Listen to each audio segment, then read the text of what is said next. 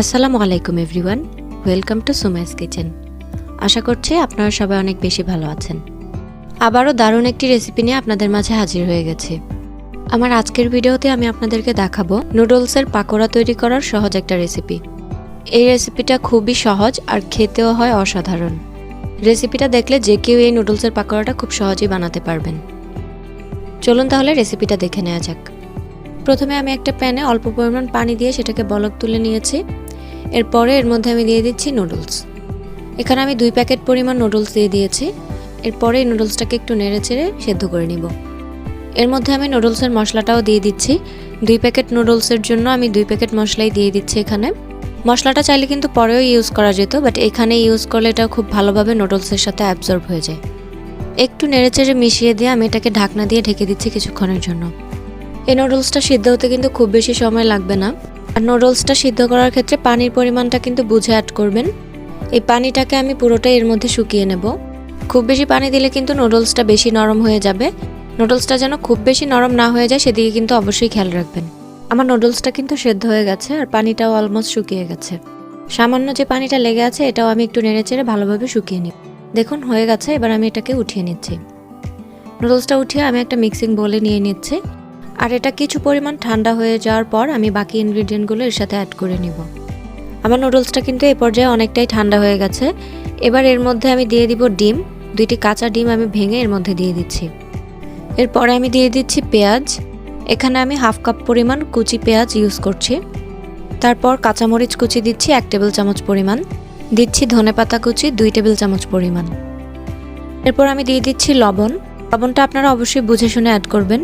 যেহেতু নুডলসে মশলা ব্যবহার করা হয়েছে, মশলায় কিন্তু অলরেডি লবণ অ্যাড করাই আছে, আর বাকি ইনগ্রেডিয়েন্টের অনুযায়ী লবণটা অ্যাড করতে হবে। এরপর মরিচের গুঁড়া দিচ্ছি আমি 1/2 চা চামচ পরিমাণ। দিচ্ছি জিরার গুঁড়াও 1/2 চা চামচ পরিমাণ। এরপরে এই সবগুলো ইনগ্রেডিয়েন্টকে আমি হাত দিয়ে ভালোভাবে মাখিয়ে নিব। এখানে কিন্তু আলতো করে মাখাতে হবে, খুব জোরে মাখানো যাবে না। খুব জোরে মাখাতে গেলে কিন্তু নুডলসটা ভেঙে যেতে পারে। মাখানো হয়ে যাওয়ার পর এর মধ্যে আমি দিয়ে দিচ্ছি কর্নফ্লাওয়ার। প্রথমে আমি এখানে 2 টেবিল চামচ পরিমাণ কর্নফ্লাওয়ার অ্যাড করে নিয়েছি। অ্যাড করে এই কর্নফ্লাওয়ারটাকে আমি হাত দিয়ে খুব ভালোভাবে নুডলসের সাথে মিশিয়ে নিচ্ছি। আমি এখানে আরও 2 টেবিল চামচ পরিমাণ কর্নফ্লাওয়ার দিয়ে দিয়েছি। মানে আমি টোটাল 4 টেবিল চামচ পরিমাণ কর্নফ্লাওয়ার এর মধ্যে ইউজ করেছি। কর্নফ্লাওয়ারটাকে আপনাদেরকে বুঝে অ্যাড করতে হবে। পুরোপুরি থিকনেস না আসা অবধি কর্নফ্লাওয়ার অ্যাড করতে হবে। কিছু পরিমাণ নুডলস নিয়ে এভাবে দেখবেন যে এটা পাকোড়ার শেপ দেওয়া যায় কিনা। যদি দেওয়া যায় তাহলে এরপরে আর কর্নফ্লাওয়ার অ্যাড করার কোনো প্রয়োজন নেই। এবার আমি পাকোড়াগুলোকে ভেজে নিব। ভাজার জন্য আমি তেল দিয়ে নিয়েছি পরিমাণ মতো। আর তেলটা গরম হয়ে যাওয়ার পর আমি এখানে পাকোড়াগুলো দিয়ে দিচ্ছি। সবগুলো পাকোড়া আমি একই সাইজের করে দেওয়ার চেষ্টা করছি, এতে করে দেখতে ভালো লাগে। আর এই পাকোড়াগুলোকে অবশ্যই মিডিয়ামের থেকে কম আঁচে ভাজতে হবে। চুলার আঁচটা মিডিয়াম টু লো এর মাঝামাঝি রেখে আমি এই পাকোড়াগুলোকে ভেজে নেব।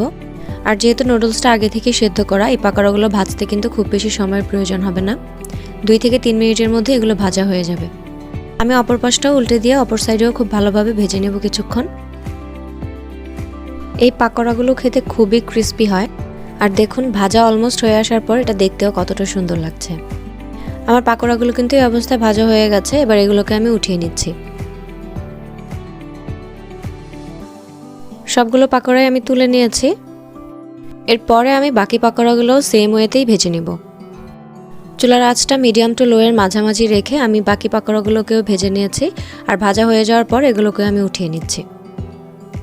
আবার সবগুলো পাকোড়াই ভাজা হয়ে গেছে। পছন্দের যে কোনো ফ্লেভারের সস দিয়ে পরিবেশন করলে কিন্তু এটার স্বাদ আরও কিছুটা বেড়ে যাবে। এই পাকোড়াটা কিন্তু বাচ্চা থেকে বড় সবাই খেতে দারুণ পছন্দ করে। নুডলস তো বিভিন্নভাবেই খাওয়া যায়, তবে নুডলসের এই পাকোড়াটা কিন্তু অসাধারণ। অবশ্যই একবার ট্রাই করে দেখতে পারেন, যেহেতু এটা বানানো কিন্তু খুব বেশি কঠিন কিছু না। আপনাদেরকে ভেঙে দেখাচ্ছি এটা কতটা ক্রিস্পি হয়েছে। আমার আজকের রেসিপি আপনাদের কাছে কেমন লেগেছে অবশ্যই কমেন্ট বক্সে জানাবেন। আর আমার চ্যানেলটি সাবস্ক্রাইব করে পাশে থাকা বেল আইকনটা প্রেস করে দিবেন। দেখা হবে আবার নতুন কোনো রেসিপি নিয়ে। আল্লাহ হাফেজ।